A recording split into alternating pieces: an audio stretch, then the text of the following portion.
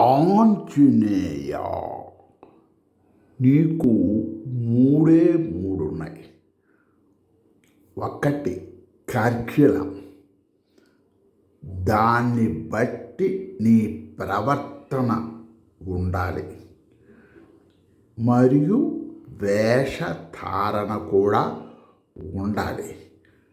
అప్పుడే త్రికరణ శుద్ధి సిద్ధించి ఆత్మసిద్ధి కలుగును.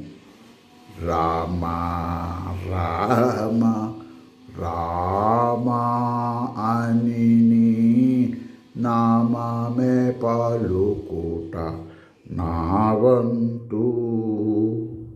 రామ రఘుకుల సోమానను నీవు రక్షణ చేయుటే నీ వంతు.